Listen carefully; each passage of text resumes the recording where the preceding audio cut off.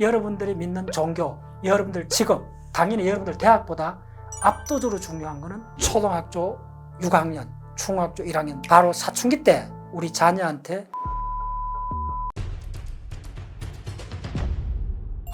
개기자TV 우리 아이 독서 습관 안 잡혔다 고민하시는 분들 놓쳐서는 안 될 시간일 것 같습니다. 과학문화운동하는 박문호입니다. 독서 생태계를 집에서 어떻게 잡을 수 있는지 먼저 첫 번째 프로젝트 알려주시죠. 자, 우리 프로젝트란 말을 먼저 정확히 이해할 필요가 있어요.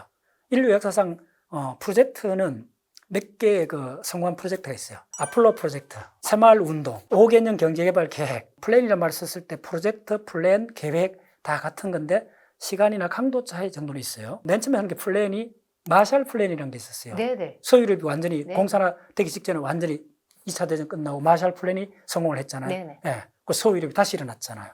두 번째 아폴로 프로젝트는 인류를 달로 보냈잖아요. 자, 프로젝트란 말은 뭐냐 하면 평상시에 일상을 좀 스탑을 해야 돼요.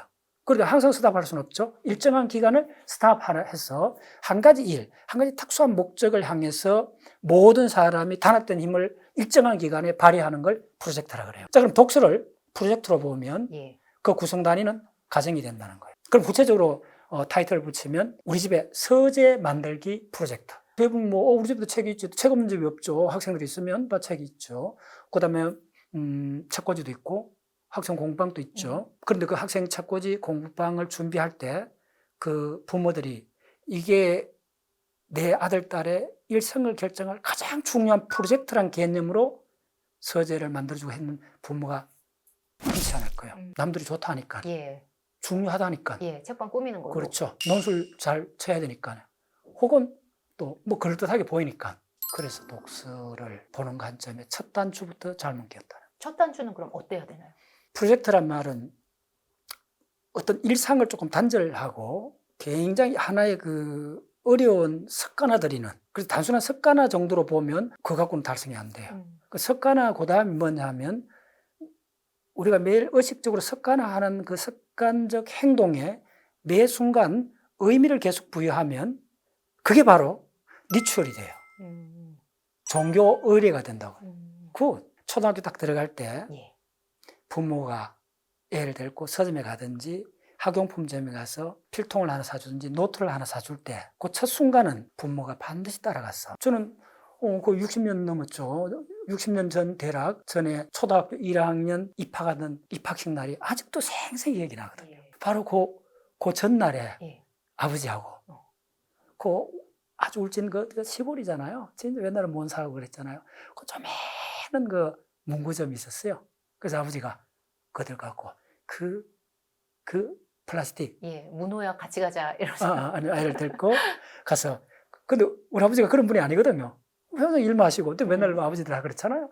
학교 근처 이런 분위기가 아니었던 분인데, 아직 기억나요. 초등학교 들기 바로 전날 아버지가 문구점에 가서 필통하고 연필을 사준 예. 노트. 예. 그 순간이 기억이 나요. 예. 아직도 안 잊어요. 그게 마음속에 임프린팅 되셨어요. 그렇죠. 그게 리추얼이에요. 그 아버지가 항상 교육에 관심 있어갖고 이렇게 했던 것 같으면 그게 어떤 완전 새로운 현상으로 안 보였겠죠. 그럼 내가 기억이 안 남았겠죠. 우리 아버지는 항상 이렇게 잘하니까 이렇게 생각했겠죠. 근데 아버지는 항상 일하시는 분이고, 그런데 그날은 아주 의외적으로 같이 문구점에 갔다는 거예요. 다시 리추얼은 뭐냐면, 리추얼이란 말이 간단히 절에 가거나 성당에 가거나 교회에 갔을 때 우리가 하는 게 정확하게 리추얼입니다. 예배의식이라 그러죠. 독서를 습관하는 가장 빠른 길은 독서하는 행위 전체를 하나의 예배의식처럼 리추얼로 만들어라는 거예요. 이스라엘에서는 초등학교 1학년 입학을 하면 쪼매는 꿀단지를 들고 간대요. 네네. 여기 들어보셨죠? 예. 네, 나 그 이야기 자주 해줘요. 네. 그게 바로 리추얼이에요. 손에다 꿀을 딱 묻혀갖고 알파벳을 탁 적는 거예요. 그리고 바로 그 손끝을 혀끝에 대게 하는 거예요. 문자를 익히는 거는 네. 바로 꿀맛처럼 된다는 걸 달콤하다. 의식 속에 네. 임프린팅 시켜주는 거예요. 네. 그걸 리추얼이라고 해요. 예. 근데 요즘에 부모님들은 일찍부터 관심이 많으셔서 책도 사주시고 환경이 많이 조성이 되지 않았을까요? 됐죠. 네. 많이 됐고 많이 하죠, 누구나. 근데 지금 요걸 잘 따라하셔야 돼요. 그걸 뭐라면 습관적, 관례적, 문화적 분위기라 그래요. 그건 리추얼이 아니에요. 리추얼은 뭘 오랫동안 한다든지 이런 이야기가 아니고 어느 한 결정적 순간에 초등학교 1학년 딱 들어가는 거는 그 학생 어린애한테는 굉장히 큰 부푼 가슴이잖아요. 그리고 고전 삶하고 그냥 유치원에 다니고 마음 먹고 놀 때 하고 초등학교 1학년 들어가서 하고는 삶 자체가 완전히 양상이 바뀌잖아요. 그 변곡점에 딱 있을 때 누가 손을 딱 잡아주고 요거야 라고 느끼게 해주는 거예요. 그걸 리추얼이라고 그래요. 왜 이렇게 진하게 말씀드리냐 하면 많은 사람이 자녀를 독서 습관을 들이고 싶어 해요. 근데 성공한 사람이 그렇게 많지가 않다는 거예요. 그럼 책을 안 사줬느냐? 사줬다는 거예요. 자기 공방도 만들어줬다는 거예요. 다 했는데 왜 안 되느냐? 대부분 해주고 있잖아요. 과잉으로 또 해주고 있잖아요. 그럼 다시 질문 원점에 던져봐요. 우리 애한테 그냥 결정적으로 부족한 좀 그 부분이 뭐였던가? 책도 충분히 사줬고 오히려 과잉으로 푸시를 했고 그런데 독서 습관이 안 들었다. 그럼 한 발 물러서서 원점에서 다시 질문을 던져봐야 돼요. 뭐가 형성이 안 됐느냐? 바로 그 각인된 순간이 없었다는 거예요. 물에 술 탄 듯 그냥 변곡점이 안 보였다는 거예요. 우리 아버지가 계속 공부에 관심 있고 이랬으면 내가 그날 기억이 안 났을 거예요. 아버지는 평생 공부에 관심 없었던 분이에요. 근데 초등학교 1학년 때 들었을 때. 그리고 뭐 평소에 학교에 나타나신 분이 아니요. 그러니까 그 유니크한 거죠. 그럼 요즘 부모님들은 어떻게 각인시켜야 될까요? 오케이, 좋아요.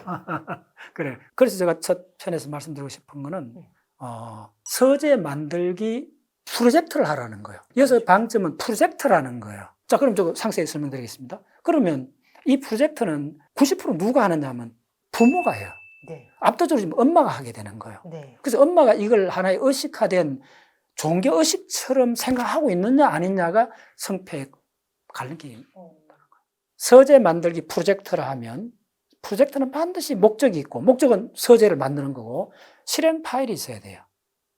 구체적 행동 강령이. 그래서 첫 단계로 얘가 초등학교 1학년부터 시작을 한다면 고등학교 졸업할 때까지 1000권의 책을 모은다. 구체적 숫자를 제시해야 돼요. 아, 아이한테요?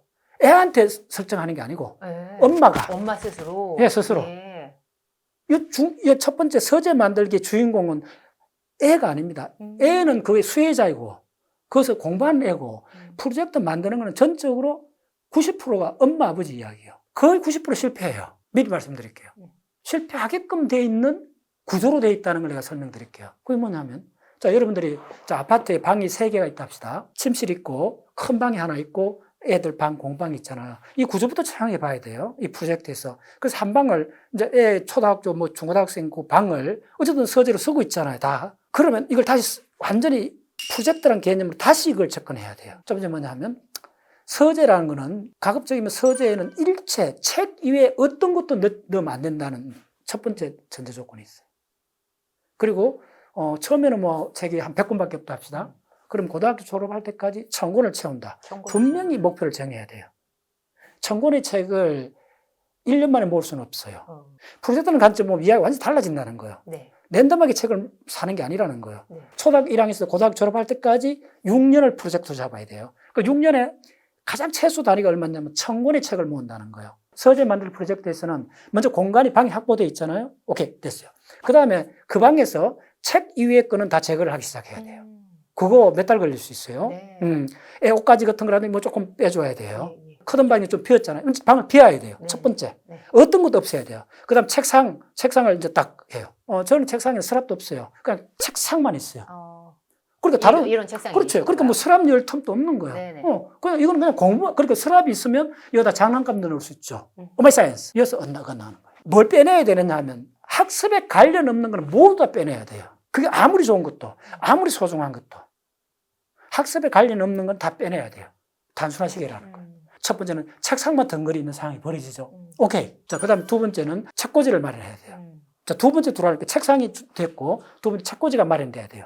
자, 여기까지 따라오시는 데는 그 방에 일체 어떤 벽지도 굉장히 가려서 해야 돼요. 굉장히 편안한 분위기를 벽지에다가 너무 장황한 그림을 넣지 마세요.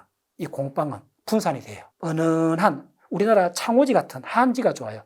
약간 회색이 드는 마음을 가보시고 어떠한 그 속에 그림이라든지 들어가면 안 좋아요. 내각적으로. 오케이? 예. 책꽂이는 이 책을 꽂고 나서 책을 이렇게 꼽잖아요. 꽂고 나면 그 앞에 여분이 있잖아요. 첫 번째 비밀은 뭐냐면 그 여분을 줄여라는 거예요.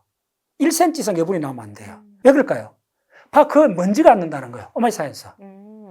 먼지가 앉으면 우리 무의식상으로 이렇게 끓여요. 보고 싶지 않죠. 예, 보고 싶잖아요. 항상 만지고 항상 내가 해도 일제 먼지가 없는 상태. 요거는 지금 엄밀히 말씀드리면 누구한테 해야 되냐면 사춘기가 지나고 나서 네. 구체적으로 중학교 한 2학년쯤 2학년 이후. 2학년부터 적용을 하시라는 거예요. 자, 그래서 책꽂이가 이제 마련됐잖아요. 네. 그 다음에 이제 중요합니다. 서재 만들기 프로젝트는 95%가 엄마 아버지가 해야 되는 거예요. 그 애들한테는 일제 그냥 동참하게만 해야 돼요. 초기 단계는. 네. 푸시해도 안 되고.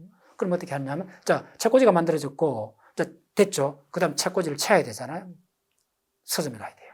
자, 지금부터 본격적으로 서점에 가게 되는데, 부모가 어떻게 해야 되느냐 하면, 그것도 딱 관례와 리추얼이니까네. 자, 날짜를 딱 고정해야 돼요. 토요일이든 일요일이든 직장 쉬는 날. 자, 두 부부가 가면 더 좋아요. 정 아니면 엄마는 반드시 가야 돼요. 애하고 같이 가는 거예요, 서점에. 저는 요 유튜브에 그런 말만 했잖아요. 내가 서점에 가서 내가 사는 책은 95% 서점에 가서 산 책입니다. 내가 독서 인생 거의 한 40년인데 지난 40년 동안 내 책은 95% 내가 서점 현장에 가서 내가 책장을 다 넘겨보고 확인한 책이라는 거. 바로 내 손때가 묻었다는 거예요. 그리고 내가 그 서 갖고 이 책이 좋을까 저 책을 넘겨보면서 서성거렸다는 거예요. 요즘은 좀 그 정도까지 하는데 한참 많이 할 때는 한 10년 전까지도 서점에 가면 심지어 3시간씩 있었습니다. 거기서 보시는 거예요? 네. 그리고 사시는 네. 거예요? 부모님들이 혹시 지금 부모님들이 서점에 가서 그러니까 엄마 아버지가 서점 속에서 1시간을 버티기가 머리가 좀 아프다 하는 분은 일단 실격입니다. 좀 심하게 말씀드리면. 엄마가 즐기지 않는데 그 애가 어떻게 즐길 수가 있나요? 모든 출발점 이제 시작합니다. 그래서 이 프로젝트는 학생 프로젝트가 아닙니다. 바로 구체적으로 엄마의 프로젝트입니다. 푸시는 하지 말라는 거예요. 그 단계가 굉장히 중요해요. 그러면 푸시를 하면 이쪽에서 거부 반응이 일어나 버려요. 그럼 딱 스탑해야 돼요. 조건반사로 일어나면 평생 각인될 수가 있어요. 어떤 경우도 애가 강하게 노하면 하면 안 돼요. 그러니까 엄마가 그걸 어마어마하게 설계를 해야 된다는 거예요. 유인책을. 동선도 정확히 리추얼 관점에 설계를 하셔야 돼요. 맨 처음에 들리는 코너, 저는 항상 어떻게 하냐면 먼저 과학 코너를 가요. 서점에 가는 코너가 이렇게 설계되어 있다는 걸 한번 의식해 본 적 있나요? 저는 그렇죠. 늘 이제 그렇죠. 신경을 쓰고 가니까. 맞아요. 예. 그 정도 우리가 구력의 전문가죠. 예. 좋아요. 반드시 그거 하셔야 돼요. 이걸 리추얼. 리추얼이란 말 내가 좀 다시 한번 설명드릴게요. 간단히 종교의식입니다. 인류 문화의 출발이 사실 리추얼로서 생각했어요. 이 독서 서재 만들기는 리추얼 관점으로 하지 않으면 대충 언제 끝나느냐 하면 대학 들어가고 나면 다 끝나버려요. 독서 잊어버리고 평생 안 남아요. 이걸 왜 이렇게 의식화하고 리추얼까지 이렇게 이야기를 하냐 하면 당신이 믿는 종교, 당신의 직업보다 더 중요하다는 거예요. 직업은 60 이후에 정년퇴임하면 별 의미가 없어져 그래요. 그러니까 이 게임은 무덤에 가기 전날까지 일어나는 게임의 출발점이 리추얼인 거예요. 서재 만들기 리추얼이라는 거예요. 오케이? 엄마가 애를 데리고 하루에 한 코너에 있지 말고 반드시 한 3개 정도 코너를 순례를 하셔야 돼요. 그럼 반드시 신문에 나지 않은 몰랐던 책이 깔려 있는 걸 찾아요. 예. 그때 이제 발견의 기쁨을 느껴요. 우리 집에서 저한테 굉장히 인상적으로 남겼던 책들은 신문에 난 책, 광고된 나 책도 있지만은 한 반 이상은 내가 발품을 풀어서 팔아갖고 서점에서 어슬렁거리면서 서성이면서 이 책 저책 기웃거리다 발견한 책이에요. 그게 50%가 넘어요. 그래서 왜 서점 가기는 이 단순한 뭐 그런 이야기가 아닙니다. 완전 성패를 좌우하는 거는 서점 가기입니다. 예. 예. 서점 가는 것도 예. 의식화로. 의식화 첫 번째 서점 가는 거. 예. 그리고 이제 끝나고 나면 모든 것도 동일하게 해야 돼요. 뭐 짜장면 집에 가면 짜장면, 그다음 뭐 장난감 가면 그것도 정해갖고 애한테 그러면 애가 다음 주에도 곧 장난감 사고 싶어갖고 엄마 서점 가 하게 되는 거예요. 책을 사는데 또 대원칙은 이겁니다. 2번 읽을 가치 없는 책은 한 번 읽을 가치도 없다는 거예요. 네. 그 말은 뭐냐면 그 책을 언젠가 버리게 된다는 거예요. 예. 결코 버릴 책은 사면 안 돼요. 다시 말하면 이 대원칙이 내가 선택한 책은 결코 버리지 않는다. 리추얼이라는 말이 좀 심하게 들리죠. 예. 저는 지금까지 사는 책 중에 내 손으로 버려본 책이 한 권도 없어요. 자, 그 다음에 책을 사는 그 종류는 몇 가지가 있는데 네. 지금 당장 내가 필요한 책 예, 그렇겠죠. 있고 그건 사야 되고 두 번째 뭐냐면 내가 지금은 이해를 못하지만 반드시 1년 후, 3년 후에는 필요하겠다 하는 책은 사둬야 돼요. 반드시 필요하겠다는 책 부류에 들어가는 걸 교과서라 그래요. 우리 집에 전 세계 교과서만 해도 2,000권 정도 있습니다. 물리, 화학, 생물 할 것 없이. 예. 교과서는 저는 아시네요. 교과서는 웬만한 거 안 따져 먹습니다. 저는 어떤 책을 평가를 할 때 반드시 교과서하고 단행본은 분리합니다. 단행본의 최고의 책이 교과서 레벨로 보면 맨 밑에 속하는 책입니다. 교과서는 단행본의 최고의 책, 그 다음에서부터 시작하는 교과서의 세계이기 때문에 교과서는 학생이 선택하는 게 아닙니다. 교수나 선생님이 선택하는 거죠. 선택권이 우리한테 있는 게 아니란 말은 뭐죠? 그건 전문가가 검증을 받은 책이라는 거예요. 새로 나온 교과서가 있는가. 교과서에서는 무조건 사요. 음. 그래서 최고의 선물은 중요한 책, 놀라운 책을 알려주는 게 최고의 선물이에요. 그걸 선물로 생각 안 하죠. No. 저는 돈 100만을 그냥 주는 것보다 진짜 중요한 책 한 권을 알려주는 게 더 중요하다고 봅니다. 그러면 이제 책을 하고, 자, 리추얼 아직 안 끝났습니다. 리추얼을 하려면, 그럼 이제 쌓이잖아요? 그러면 한 달, 두 달, 1년, 2년 지나면 걔가 뭘 느끼느냐 하면 쌓임의 즐거움을 느껴요. 쌓임의 즐거움. 축적의 즐거움. 부자 되는 사람이 보면요. 그 크게 뭐 부자 아니라도 돌아보면 그냥 한 10억 정도 갖고 열심히 사는 사람들 많잖아요. 그 사람들 보면 통장을 4-5개 갖고 있는 사람을 간혹 본 적 있죠. 그게 쾌감담을 그랬습니다. 예. 사실은 그 사람들이 통장이 팍팍 늘어나는 것보다 여러 통장에서 돈이 조금씩 늘어나는 거. 갑자기 목돈이 한 1억씩 들어가고 통장에 넣었을 때 쾌감보다 내가 열심히 해갖고 지난달에 100만 원 저금이 됐는데 자, 원래 130만 원 됐어. 그겁니다. 바로 그겁니다. 바로 그겁니다. 축적의 즐거움. 인간은 세 개를 모으는 겁니다. 돈을 모으거나 사람을 모으거나 지식을 모으는 겁니다. 우리의 일생은. 이어서 돈이다 사람이다 중요한 게 아니고 모은다는 데 핵심이 있습니다. 특히 이거는 더 효과를 발휘하는 게 가정 형편이 넉넉지 않는 사람은 더 어린애한테 각인을 시켜줄 수 있어요. 저는 그걸 너무 많이 봤어요. 네. 월급이 얼마 안 되는데 책 살 돈이 없는데 네. 그래도 다른 걸 추려가면서 그 책을 샀잖아요. 예. 그럼 그 애가 알아요. 엄마 아버지가 다른 거 안 하고 네. 책을 샀다는 걸 알아요. 어제 저랑 통화하실 때 네. 서울대 법대생 이야기를 좀 들려주시면요. 예시로. 예, 제가 아는 사람인데 내가 너무 가까이서 오랫동안 봐갖고 잊을 수가 없어요. 그 학생이 아주 어릴 때부터 내가 알고 있었는데 엄마 아버지가 거의 공부도 못 했어요. 그래갖고 아버지가 택시 운전사 했어요. 그 아버지가 책을 알았던 사람. 그 아버지가 공부를 많이 한 사람이 아니야. 그런데도 택시 운전사를 하면서 돈을 모아갖고 동화 원색 대백과사전이라고 유명한 게 있습니다. 지금 두산그룹으로 두산 출판사로 넘어갔죠. 그 동화 원색 백과사전이 우리나라 출판 사상이 한 획을 끈 사건입니다. 네. 그게 20권인가 전지를 나왔습니다. 그렇게 걔가 초등학교 갔다 오니까 학원도 안 가고 할 일 없죠. 친구도 없죠. 엄마도 없죠. 그래서 뜨뜻한 방에 겨울에 이렇게 엎드려갖고 그 원색 백과사전을 매일 넘기는 게 자기도 모르게 할 일이 없으니까 그 놀라운 지식의 세계에 빠진 거죠. 빠진 거죠. 예. 누가 시키지도 않았는데. 예. 만약에 부자였고 뭐 할 일이 많았고 이랬으면 그런 상황이 안 벌어졌을 거예요. 예. 엄마가 있어 다 챙겨주면 그런 일이 아니죠. 엄마도 없죠. 혼자 있죠. 아버지는 늦게 들어오죠. 예. 그 긴 시간을 초등학생이 예. 뭘 해야 되겠어요? 그 책을 만난 거예요. 그래서 걔가 중학교까지는 두각을 못 나타냈어요. 고등학교 가서 2학년 되더니 중간으로 와요. 3학년 되더니 그냥 탑으로. 예. 어. 그 왜 시간차가 있었을까요? 그게 이제 그 지식의 세계, 그래서 이게 중요합니다. 저서히 숙성된다는 거예요. 서울대 법대 갔어요. 심지어 저는 그런 얘기까지 해요. 그 책은 사투기만 하는 겁니다. 이거 제가 하는 이야기 아닙니다. 처칠이 했던 말입니다. 예. 처칠이 무슨 말 했냐면 내가 자주 인용해 주는데 책은 사서 책꽂이에 꽂아 두는 거야. 왜요? 그거로서 끝났다는 거예요. 우리 보통 이제 책을 읽으라 그러잖아요. 예, 예. 그건 하수들이 하는 이야기예요. 책꽂이에 책을 사 꽂아 두는 걸로서 90% 달성이 돼버린 거예요. 부모의 역할은 끝났다는 거예요. 끝났다는 거예요. 예. 자, 이거 조심해야 돼요. 예. 그리고 그걸 방치하는 게 아니고 이제 리추얼이잖아요. 그러면 주기적으로 애들한테 저는 지금도 그래요.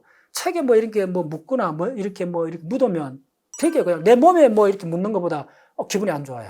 그러면 화장실에 가서 타올 갖고 물 묻혀와갖고 그걸 닦아내요. 이 정도로 의식해야 돼요. 네, 네. 책에 만약에 막 책이 접혀 있거나 저는 우리 옛날에 고등학교 국어 선생님 들은 이야기인데 그 선생님도 그 이야기 하시더라고요. 학부모들이 잘 모르고 책 뭐 뚜껑을 갖고 무슨 뭐 받침대로 쓰는 경우도 있잖아요. 가는 뭐 거기 냄비 받침대요. 네, 뭐 네. 올려놓잖아요. 네네. 그 국어 선생님이 그걸 보고 호통을 쳤다 그래요. 뜨끔하시는 분들 많으실 것 같은데. 진짜 그렇게 하면 안 돼요. 네.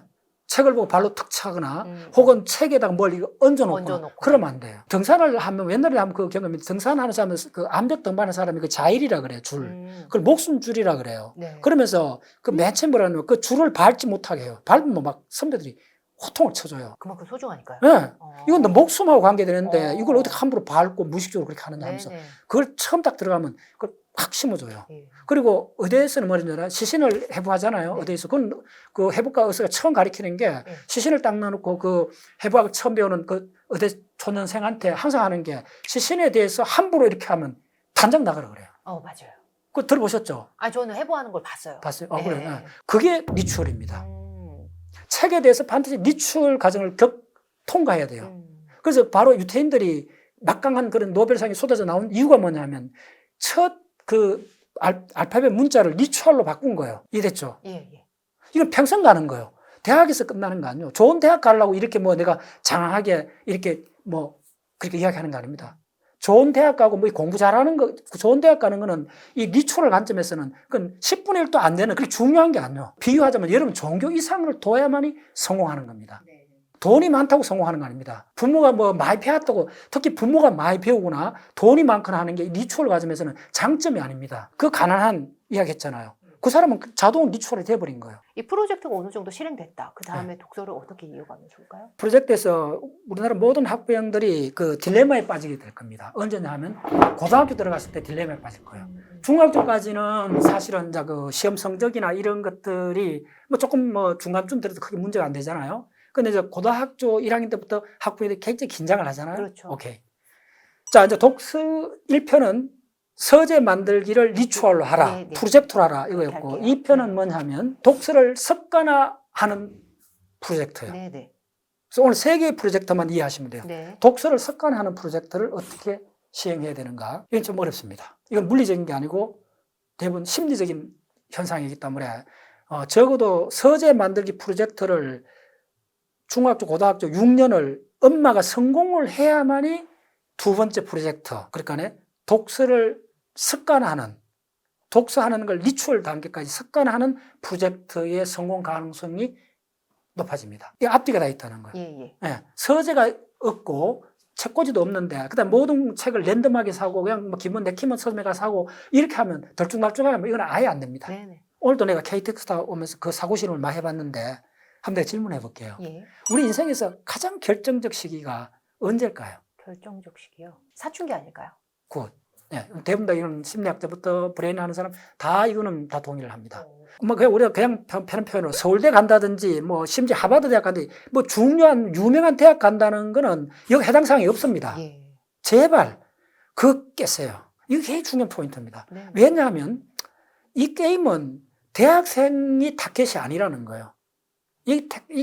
이 리추얼 이 게임은 언제 드러나냐면 정년퇴임 하고 나서부터 본 게임이 시작된다. 항상 이걸 잊어버리면 안 돼요. 예. 적어도 60살 이후에 나타난다. 우리 애가 60살 이후에 어떻게 살 건가를 설계하는 거예요. 예. 그러니까 오히려 이때는 굉장히 좋은 대학 가는 게 크게 좀 이거 좀 심한 표현인데 뭐 감옥에 들었어요. 오히려 크게 장점이 있다고 저는 안 봐요. 당신의 인생에서 어느 대학 나왔다는 게 중요할까요? 어느 학과에 나왔다는 게 중요할까요? 두 개 중 어느 게 중요할까요? 대학이 중요할까요? 어느 전공일까요? 우리나라에서는 대학인 것 같습니다. 이건 좀 따져보셔야 돼요. 물론 이런 이야기 할 때는 굉장히 조금 통계적으로 네. 상당히 근거 있게 이야기를 해야 돼요. 많은 그렇죠. 부모님들 다르게 생각하시죠. 그렇죠. 다르게. 지금 이 점을 좀 같이 정을 보셔야 돼요. 이거는 뭐 다 경험들이 있으니까 그 주변에 한두 명 뭐 일가 친척 몇 명 경험을 갖고 이야기하는 건 데이터를 오염시킬 수가 있어요. 굉장히 조심해야 돼요. 저는 과학 운동을 하면서 적어도 방송에 10만 명 단위를 사람을 인터랙션 해본 사람이에요. 우리 회원이 15,000명이고 그 20년째 이런 강의를 하고 있으니까 많은 사람을 만나봤고 또 가까운 사람은 가정의 자녀들끼리 다 패턴을 내가 알고 있거든요. 오케이, 이야기 드릴게요. 이건 답이 있는 문제입니다. 대학이 중요하냐 전공이 중요하냐. 적어도 3배 이상 전공이 더 중요합니다. 지금 만약 이걸 헷갈린다면 근본 설계부터 지금 잘못하고 있는 겁니다. 진짜 그건 말이 안 되는 겁니다. 어떤 면이죠? 간단하죠. 전공 크게 인문 있고 자연 있잖아요. 네네. 어떤 면에서 더 간단하게요. 인문반, 자연반이 있잖아요. 지금 없어졌잖아요. 네. 근데 지금 직업은 그대로 있잖아요. 그러면 자, 우리가 대학까지, 박사까지 왜 합니까? 뭐 어렵게 이야기 안 할게요. 그럴듯하고 괜찮은 직장에 가는 게 첫 번째 단계잖아요. 최종 목표는 아니라 해도. 그러면 그 답이 있잖아요. 그러면 어떻게 유출을 하셔야 되느냐면 지금 대한민국에 2024년 대한민국에 직장이 공대나 자연과학을 했을 때 직장이 개수하고 인문학을 했을 때 직장 개수를 한번 카운트 해보시라는 거예요. 다르죠. 8대2입니다. 네. 됐죠? 네네. 그러면 답이 있다는 거예요. 왜, 그럼 학부형들은 물어보겠습니다. 왜 그럼 당신은 좋은 대학을 보내야 하겠냐고. 그러면, 일단 좋은 직장, 좋은 직장보다도 지금 직장을 구해야 되잖아요. 네. 지금 중국에서는 대학 나온 사람들이 직장 못 구해갖고 뭐 사회 문제까지 되고 있다는 얘기 예, 들어보셨죠? 우리도 그래요. 우리도 그렇잖아요. 네. 그러면 여기서 답이 있다는 거예요. 그러면 직장을 잘 구할 수 있는 전공을 택해야 되죠. 이거는 초등학생 대답할 수 있는 답이잖아요. 그런데도 이게 그럼 좋은 직장 좋다는 걸 떼버리고 직장이란 관점에 보면 8대2 정도입니다. 공학이나 자연과학의 직장이 80%입니다. 대한민국에. 우리나라 산업국가잖아요. 그러면 20%밖에 안 되는 확률이 있는 쪽으로 자녀를 드라이빙 한다는 거는 처음부터 이거는 뭔가 다시 한번 재고를 해보셔야 되는 거예요. 공학적으로 생각을 해야 된다. 공학적으로 해야 돼요. 이게 네. 이게 자, 보세요. 네. 그 다음에 좋은 대학이 있다는 거예요. 저처럼 뼈속까지 문과는 섭섭해요. 아니, 예. 그러니까 이거는 좀, 그래, 네. 이해를 해요. 예. 예. 저는 이제 신박과 나왔는데. 그래요? 좋아요. 아, 좋아요. 네. 그래요. 편안하게. 이거 편안한 이야기 속에, 일말의 불편한 진실이 있어요. 이런 걸 불편한 진실이라고 그래요. 어른이 된다는 거는 불편하지만은 피해갈 수 없는 팩타를 보는 게 어른입니다. 아니면 대부분 희망 고문을 하고 있어요. 현실을 말씀해 주시는 네. 거죠. 예. 그러면 걔들이 대학 졸업하고 나서 60년을 고민하고 살게 돼요. 제가 진짜 철학과 가고 싶었어요. 네. 네. 어울리세요. 네. 근데 지금도 철학 좋아하고 좋아하시고, 예. 철학과를 가고 싶었는데 나는 공대를 택했어요. 내 스스로 택했어요. 음. 내가 지금 돌아왔을 때 내 인생에서 가장 잘 택한 게 내가 공대를 택했다. 그러세요? 예. 공대에서도 내 철학적 그런 관심이 많았기 때문에 공대 중에서도 물리학과 쪽으로 가고 싶었어요. 그러니까 박사님 뵐 때마다 문이과 네. 융합 인재 같은 느낌이 네. 들어요. 그런 얘기를 좀 해요, 사람들이. 예, 자, 그죠. 요점 예. 뭐냐면, 그때 내가 어린 마음에, 고등학생 마음에도 내가 질문을 던진 게 그거였어요. 아주 간단한 질문을 던졌어요. 만약에 내가 철학을 좋아하는데, 나중에 자연과학 쪽이 굉장히 중요하다는 걸 늦게 알게 되면, 내가 자연과학도 하고 철학도 하려면, 어느 가를 택해야 되느냐를 물어본 거예요. 네. 그게 답이 딱 나와버려요. 그렇네요. 안 헷갈려요. 부모는 내가 좋다든지 끌린다고 갖고 결정을 하면 안 되고, 가장 엄밀하게 말씀하면 직업적 관점을 봐야 돼요. 뭐 냉정하게 이야기하면. 애가 대학 딱 졸업했을 때, 내하고 내 품에서는 20년밖에 안 있지만은, 얘는 그 후 80년을 살아가야 된다는 그렇죠. 거예요. 그럼 얘가 이 80년을 살아가는데, 가장 중요한 거는 경우의 수가 많은 쪽을 선택하게끔 해주라는 거예요. 이게 첫 번째예요. 그러면 직장에 인문 졸업한 거하고 자연 졸업했을 때 공학 자연 쪽하고 비율을 보면 금방 잘 오면 나오잖아요. 네네. 뻔하잖아요. 그 뻔한 데이터조차도 부모들이 자기 중심으로 생각하기 때문에 이런 황당한 일이 벌어져요. 국가적으로도 어마어마하게 그걸 조정하려면 힘들잖아요. 그래서 내가 과학단체를 만들어갖고 알리고 계시죠. 알리고 있는 거예요. 예. 그렇다면 자, 이렇게 독서 습관. 그래서 독서 습관 이제 조금 그렇죠. 나올게요. 좋아요. 이거 지금 이거 워낙 중요한 얘기기 때문에 이제 잠깐. 예. 자, 그리고 또 한 가지. 대학이 좋은 대학, 나쁜 대학. 이 관점은요, 대학생, 그 다음에 거의 한 40살까지는 적용될지 모르지만은 60 넘어서는 그 중요도가 3분의 1 이상 줄어듭니다. 60대 된 사람한테 70대 당신 어느 대학 나온다고 묻는 게 무슨 의미가 있어요? 진짜 좀 별 의미가 없어요. 예를 들면 서울대 물리학과를 갔다 합시다. 네. 그럼 다 수제급이잖아요? 네. 다 똑똑하잖아요? 네. 그러면 거기서 투각을 나타내기 굉장히 어려워요. 그러면 그 학생이, 그쪽에서 투각을 못 나타내갖고 4년 동안 스트레스를 받아요. 용꼴이 되지 말고 그 말 하잖아요.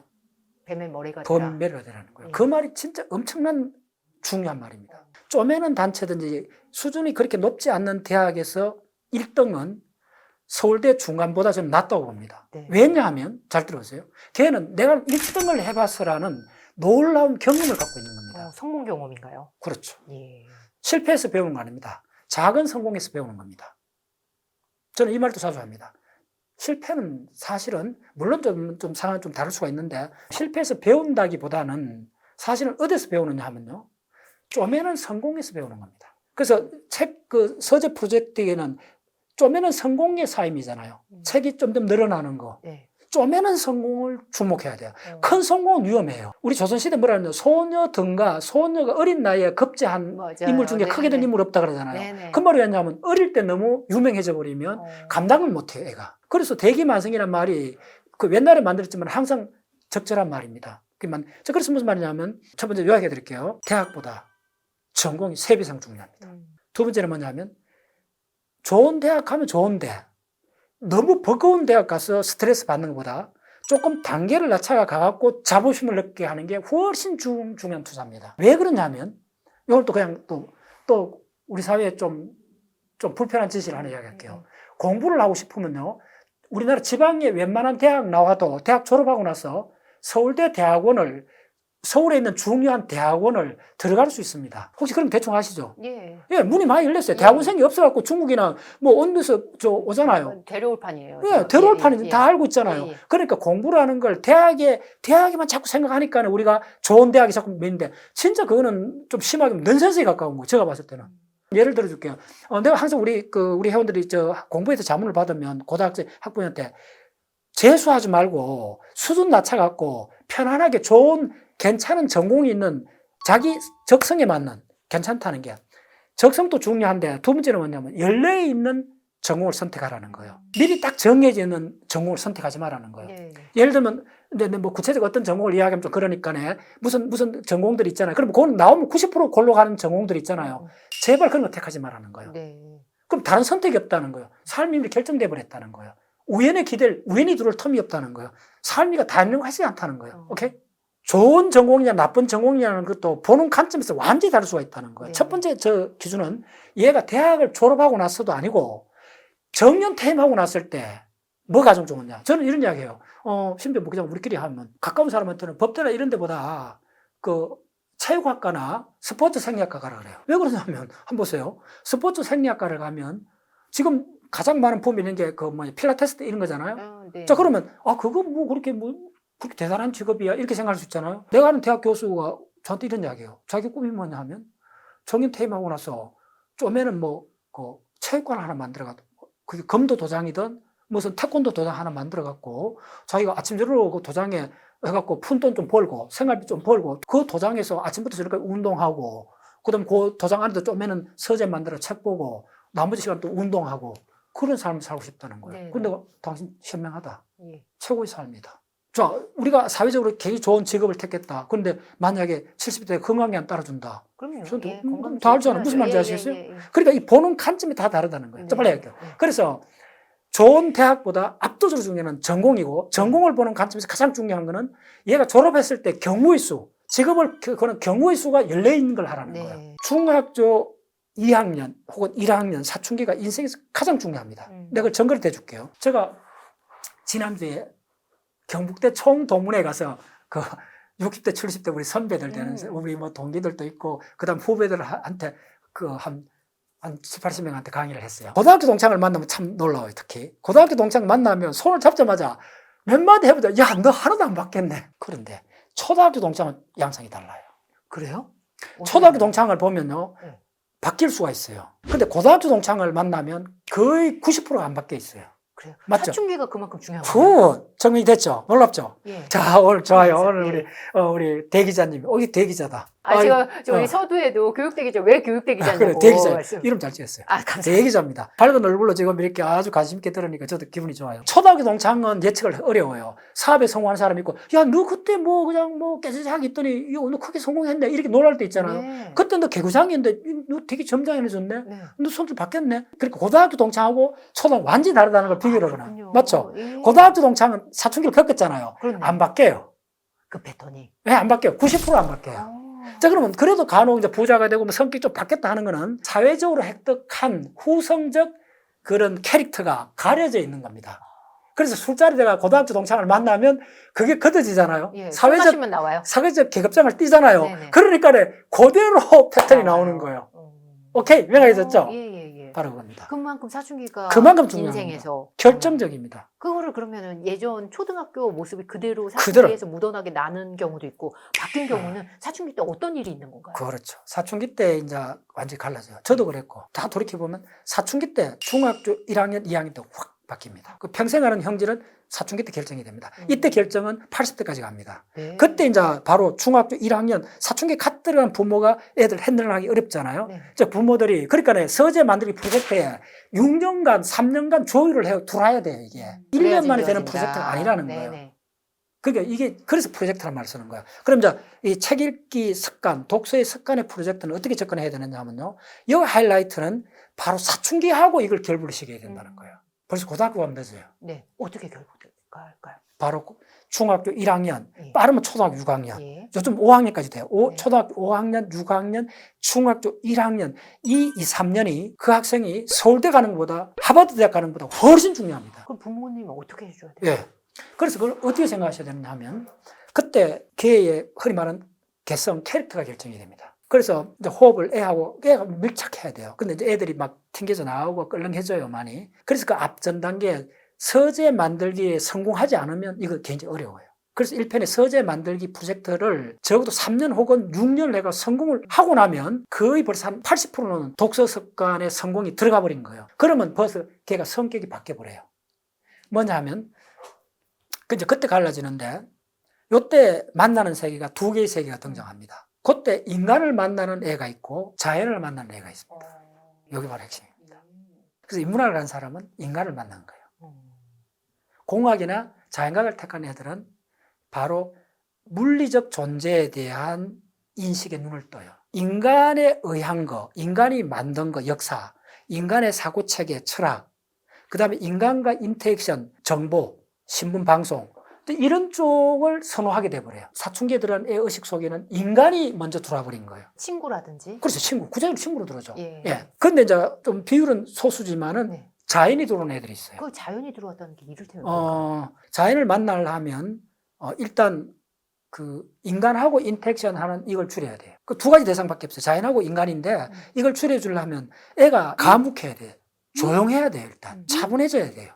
이게 사실은 독서 습관 들이기 프로젝트의 가장 코어입니다. 아까 서재 만들기 프로젝트의 코어는 하나하나 쌓여간다는 그 다음 리추얼로 바꿔라는 게 핵심이면 이 독서 습관의 프로젝트 핵심은 애가 진득해야 된다는 거예요. 예.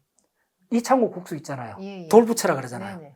그런 의미로 해요. 그러니까 대충 잘하는 공부 잘하는 애들 특징은요. 사춘기 딱 들어갔을 때 들뜨지가 않는다는 거예요. 어떻게 하면 안 들뜰까요? 예.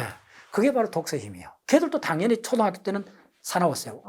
이제 중문 한 번에 뛰고 다니면 팡팡 뛰다니고 그랬어요. 그게 터닝 포인트가 딱 있어요. 예. 사실 저도 그랬다니까. 네. 제가 그 초등학교 행동 발달 사항을 보면 그냥 장난 잘 치고 그냥 이렇게 잘 뛰어놀고 그랬어요. 굉장히. 그때는 그게 필요해요. 초등학생 때 점잖은 거는 위험합니다. 애들은 장난치고 뛰어놀고 해야 돼요. 아동기 때는. 그걸 놀이라 그래요. 지금 아동기 때 놀이를 빠져버리면 놀이가 없다면 이건 아동기의 놀이는 따로 강조를 합니다. 아동기의 놀이는 인간한테만 적용되는 건 모든 포유동물이 갖고 있는 포유동물의 공동의 특징입니다. 네네. 물개조차도 놀이를 합니다. 네네. 초등학교 6학년, 중학교 1학년 때는 구체적 공부보다는 무조건 책을 읽히세요. 그 서울대 법대관 그때 이야기했잖아요. 학과 점수 중간 미만에도 상관없습니다. 그거 신경 쓰지 말라는 지금 거예요. 현재 성적보다는 네, 그거 신경 쓰지 말라는 거예요. 그거 진짜 독서 습관이 단견이에요. 중요하다. 은비는 초등학교 5학년, 초등학교 1학년, 중학교 1학년까지는 수학이든 그다음에 국어든 신경 쓰지 말라는 거예요. 좀 단순하게 이야기하면. 근데 단 하나만 신경 쓰라는 거예요. 독서 습관 들이는 걸 진짜 공을 들이라는 거예요. 온갖 그 부모가 정성을 들이라는 거예요. 그래서 일단 부모가 책을 봐야 돼요. 그러니까 한 3년 동안 이제 서정이 돼 있죠. 사이 됐죠. 이건 전제가 돼 있다는 거예요, 미리. 네. 이거 안 된 사람은 그부터 해야 돼요. 네. 그러면 이제 책을 보기 시작하는 엄마가 같이 보라는 거예요. 근데 같은 방에서 보라는 게 아니고 엄마는 거실에서 책을 보고 애는 그 방에서 자기 서재에서 책을 보고 그럼 애가 물무술 바깥에 나왔을 때 엄마가 책을 보고 있는 장면을 보여주라는 거예요. 애가 서재에서 책을 보고 있을 때는 엄마는 결코 스마트폰 문자 보내지 말고 스마트폰을 저 꼴방에 처박에 놔놓고 그 시간은 같이 독서를 하라는 거예요. 이 과정을 거치지 않고 애들 사춘기 때는 진짜 어렵잖아요. 다 알잖아요. 그 엄마만 갈등들 있잖아요. 다 알아요. 그때를 넘겨넘을 수가 없어요. 이 한 1, 2년은 엄마가 수도성이 돼야 돼요. 90% 엄마의 역할입니다. 애의 역할이 아닙니다. 왜 아빠는 빠져있나요? 아빠는 이건 좀 부차지. 그럼 아빠가 그렇게 해주면 더 좋지. 예. 가족에는 이건 그거는. 왜냐면 섭섭해 하시니까. 그래. 예. 요즘 남녀 차별한다는 그렇게 해요. 그래. 요즘 아빠들이 세상에. 그러면 더 좋고. 가족이 그렇게 하면 그거는 아주 그거는 그렇죠. 근데 워낙 이제 제가 좀, 한갑질하습니다. 그렇게 생각하시면 돼요. 그리고 학교 성적이 떨어져도 그 1년은 참으라는 거예요. 그 1년만 참으면 돼요. 네. 자, 그 다음 결론 말할게요. 진짜 그걸 참기 어려울 거예요. 지금 우리 교육 시스템에서는. 자, 그 다음에 어떻게 되느냐 하면, 고등학교 들어가잖아요. 예. 여기서는 페이지를 완전히 바꿔야 돼요. 그때는 애가 독서를 한데도 스탑시켰어요. 이렇게 내가 정직한 거예요. 독서 시키지 말고 무조건 교과서를 달달 남기시켰어요. 예. 그거는 학원도 보내고 무지하게 밀어붙여야 돼요. 그때 고등학생인데 독서를 하라. 그거는 현실적이잖아요. 무슨 말이야? 원님 지나가고 난 나팔 불었다고. 근데 흔히 버스 지나가는데 뭐 손을 넣냐고. 그래서 내가 이 말이 앞뒤가 맞는 거예요. 고등학교까지 기말 시험 봐야 되는데 학력고사 준비해야 되는 애 보고 전제가 평화 소설 읽거나 그 말이 안 되는 이야기예요. 그렇게 하면 안 돼요. 고등학교 들어갔을 때는 책을 딱 스탑해야 돼요. 독서 스탑하셔야 돼요. 이제 현실적으로 설득력 있죠. 무책임한 이야기 안 해요. 나는 가장 전문가들이 그냥 무슨 희망 고문 비슷하게 아주 아이디어한 이야기만 하고 하는 건 되게 싫어해요. 고등학생들은 단행본 책조차 다 스탑해야 돼요. 네. 오직 교과서만 봐야 돼요. 주로 교과서도 암기해야 돼요. 철저하게 성부 봐야 돼요. 근데 3년이면 충분해요. 그 대신 중학교 1학년, 적어도 중학교 2학년까지는 부모가 반에서 그 꽃동을 해도 놔두고 단 하나만 성부를 걸어라는 거예요. 독서의 습관이 됐는지 안 됐는지 올인하시라는 거예요. 그러면 얘가 고등학교 2학년, 3학년부터 달라집니다. 어마어마하게 탄력을 받습니다. 독서가 그럼 왜 그런 힘을 발휘하느냐면 독서는 랜덤한 어마어마한 지식의 베이스를 접했잖아요. 네네. 특정한 목적이 없잖아요. 예. 특정한 목적이 없기 때문에 내가 끌리는 대로 쭉 하잖아. 걔가 만약에 독서의 습관을 들이면 만약에 고등학교 학까지도 그냥 뭐 이러면 고등학교 대학 간다. 그래도 실망하지 말라는 거예요. 제가 그랬습니다. 이거는 대책 없는 이야기입니다. 내가 가까운 뭐 신뢰를 들면 좀 그런데 내가 가까운 친척이나 내가 한 신뢰가 많습니다. 흔히 말해서 그냥 유명한 대학 아니라도 그냥 들어가라 합니다. 왜냐하면 우리 흔히 말하는 가장 터프한 대학 가서 장학금 받기 어렵죠. 근데 중간 하위 대학 가면 웬만하면 장학금 받습니다. 네네. 그럼 1등 할 수 있어요. 웬만히 조금만 노력해도 1등 해요. 네. 그럼 가는 1등 해본 경험이 있어요. 대학 2학년 때 그 다른 대학으로 전과할 수 있죠. 편입 있죠. 예. 편입 기회도 굉장히 많습니다. 경우 수가 굉장히 많다는 거죠. 예. 오히려 걔는 더 놀라운 경험의 스펙트럼을 갖습니다. 자기보다 실력이 좀 떨어지는 학교에 가서 편안하게 마음껏 공부를 즐길 수가 있어요. 네. 아마 걔가 고등학교까지는 공부에 찌들렸을 거예요. 한 번도 내가 공부해갖고 목에 힘을 못 줘봤는데 그러니까 어떤 뭐 이름 없는 대학 갔더니 교수도 좋아하고 반에서 그냥 1, 2등 하는 거야. 그럼 어떻게 되죠? 걔가 거기서는 인기가 있었어요. 그럼 그 인기를 떠나갖고 걔는 한 번 초등학교, 고등학교 졸업할 때까지 한 번도 내가 공부를 해갖고 누구한테 칭찬 받아본 적이 없는 애가 학교에 가기만 하면 우쭐해지는 거예요. 예, 자신감이 생기죠. 자신감이 생기죠. 그게 어느 좋은 대학 가는 것보다 훨씬 더 그 사람이 평생 사는데 중요한 재산이 됩니다. 자, 그러면 걔가 심지어 이름 없는 그 대학 가도 희망을 놓지 말라는 거예요. 네네. 경우의 수가 많다는 거예요. 오히려 경우의 수가 더 많다는 거예요. 명문대학 좋은 데 가면 경우의 수가 줄어들어요. 네. 경쟁 터프하고 가는 길이 뻔해요. 그 다음에 하나하나 축적해 나가는 축적의 즐거움을 느낄 수가 없어요. 어마이 사이언스. 단 이름 없고 그런 대학에 일단 들어가라는 거예요. 들어가서 무조건 그 대학에 1등 하라는 거예요. 그 대학 들어가서는 내가 고등학교 공부하는 양식으로 4학년 밀어붙이라는 거예요. 일제 서클 활동하지 말라는 거예요. 첫 번째. 너는 고등학교 시절이 완전히 엉망으로 보냈기 때문에 지금 이름 없는 대학 가서 완전히 자유를 준데 너 마음껏 이제 공부를 해보라는 거예요. 하면 무조건 1등 하니까 됐죠. 네. 거기를 택하라는 거예요. 그러면 작은 성공이 막 쌓이겠죠. 매달 쌓이겠죠. 시험 치면 항상 성격이 좋죠. 네. 그러니까 교수한테 칭찬을 받죠. 장학금 나오죠. 모든 게 스트레스 안 받아요. 자기는 1등 해봤어. 됐죠. 서울대 1등이나 이름 없는 대학 1등이나 1등은 1등이에요. 오케이? 이게 핵심입니다. 오마이 사이언스. 1등은 1등이에요. 그럼 자, 독서 습관에서 가장 중요한 거는 요약해 드릴게요. 중학교 2학년까지는 반에서 심지어 하위라도 신경 쓰지 말라는 거예요. 그 대신 반드시 독서에 습관 했는가 안 했는가를 철저하게 체크를 하라는 거예요. 그것을 그냥 막 올인하라는 거예요. 됐죠? 습관이 됐어요. 그럼 성공할 거예요. 독서 습관이 중요한 거는 다양한 책을 읽으라는 거예요. 가장 핵심은 그 학생이 처음에는 끌리는 분야가 있을 거예요. 공룡에 끌리는 요거를 잘 다독거려 주라는 거예요. 공룡에 끌리면 공룡을 한 6개월 보게 하고 공룡에서 머물게 하면 안 돼요. 그럼 망해요. 그러면 오타쿠가 돼요. 네. 그렇게 망한 사람을 내가 수도 없이 봤어요. 네, 마니아에서 마니아로 거죠. 진짜 마니아로 못 치면 큰일 나요. 네. 그게 하나의 발화점이 돼야 돼요. 폭발을 시키되 마지막으로 가면 안 돼요. 그러면 그 다음에 어떻게 되냐면 공룡이 끝나면 그래 공룡만 있는 게 아니고 포유동물도 있단다 하고 알려줘야 돼요. 그럼 포유동물까지 하게 돼요. 그러면 고생대는 뭐 있지? 그러면 그 다음 식물도 있단다. 그럼 공룡이 뭘 먹었지? 공룡은 침엽수, 소철 같은 걸 먹었다. 너 소철 본 적 있나? 하면서 소철은 식물을 해봐. 그때 식물을 너 좋아하는 공룡 요걸 먹어서 가르쳐 주는 거예요. 그러려면 엄마가 공부해야 되겠네요. 어마어마하게 공부를 해야 돼요. 그래서 이 독서의 습관의 문제의 거의 반 이상이 엄마의 역할이에요. 엄마가 박물관에 식물에 데리고 가야 돼요. 어. 애가 독서를 하는 걸 보고 나면. 그러면 독서가 애가 동물에서 식물로 확산되죠. 그 다음에 세포로 확산이 되죠. 끊임이 확산되되 한쪽에 머물게 하면 안 돼요. 그래서 매주 책을 사는 게 그만큼 중요한 거예요. 그래서 자연과학이나 하되 그래서 내가 또 강조하는 건 시, 문학도 하셔야 돼요. 소설 같은 것도 도움이 되는데 소설도 오닥구로 빠질 수 있어요. 스탑 시켜줘야 돼요. 오케이? 가장 황당한 건 60, 70대도 소설책만 끼고 다니는 사람들. 그거 공부의 길이 안 나. 됐죠? 자, 어떻게 해야 되느냐 하면 어려운 문제가 있어요. 양자역학, 우주론, 상대성 같은 게 있죠. 바로 그때 독서할 때 심어주라는 거예요. 이해하려고 욕을 하지 말라는 거예요. 네. 이런 거 있단다. 예. 이게 대단하단다. 욕까지는 하고 들어가지 말라는 거예요. 그걸 내가 다른 말로 씨를 뿌리라 그래요. 초등학교 5학년, 6학년, 중학교 1학년은 파종하는 시기입니다. 이 파종의 결과는 언제냐면 60대 이후에 일어난다는 거예요. 내가 하는 이야기, 일생을 두고 하는 이야기입니다. 그래서 파종기를 놓치면 안 돼요. 그럼 수학을 못 해요.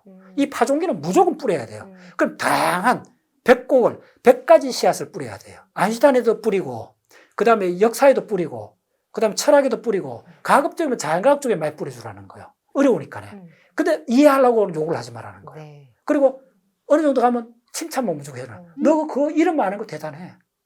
대단한 이름 알았어. 라고 해주라는 거야. 그리고 다양하게 이렇게 해주라는 거야. 네네. 가장 조심은 하나의 오덕구식으로 들어가는 걸 자연스럽게 들어가되 확장을 시켜주라는 거예요. 확장에 올인하시라는 거예요. 그래서 바로 책 읽기 그 과정에서는 확장에 올인하시라는 거예요. 고등학교 가서는 책 읽기 스탑하시라는 거예요. 오로지 교과서만 통째로 암기하는 정도로 몰입시키라는 거예요. 네네. 그러면 괜찮은 대학 갈 거야. 그 다음에 대학보다 중요한 거는 전공이라는 거. 심지어 그게 일부 실패해갖고 그게 잘 안 돼도 실망하지 말고 무조건 중하위든 대학으로 보내라는 거예요. 특히 지방대도 더 좋습니다. 지방대에 그 경치 좋은 데 있잖아요. 외진 곳에. 그러면 자연을 만나게 돼요. 무조건 보내라는 거예요. 그러면 거기서 인간이 좀 멀어지면서 자연 속에서 편안하게 마음껏 공부를, 한 번도 그 애가 공부를 즐겨본 적이 없는 거예요. 무조건 대학에 들어서 공부를 즐기게 하라는 거예요. 독서 습관화가 3년 정도 통과를 하고 뭐 고등학교 졸업하게 나면 얘는 충분히 탄력받고 어느 대학에 가도 마음껏 자기가 스스로 책을 읽는 능력이 생겨요. 그때부터 이제 발휘해요. 제가 바로 올 3월 달에 세계 3대 도서관을 갔다 왔습니다. 터키의 에페소스 도서관입니다.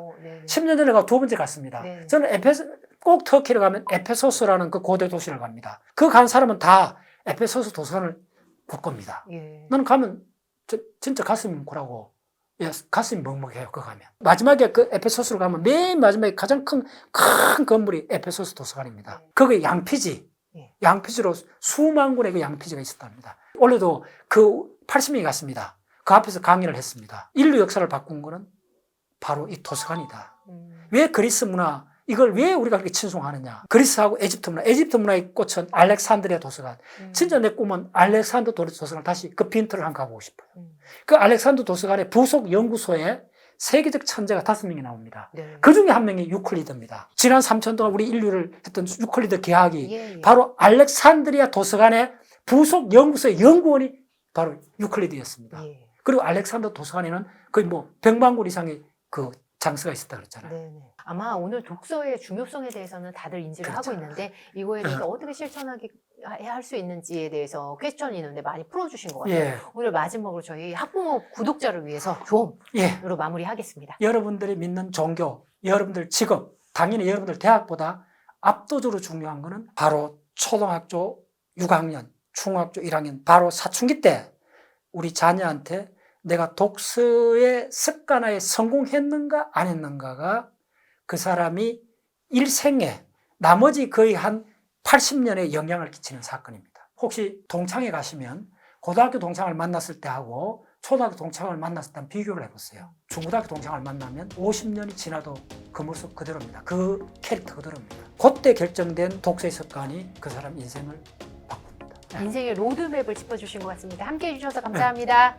네, 좋습니다.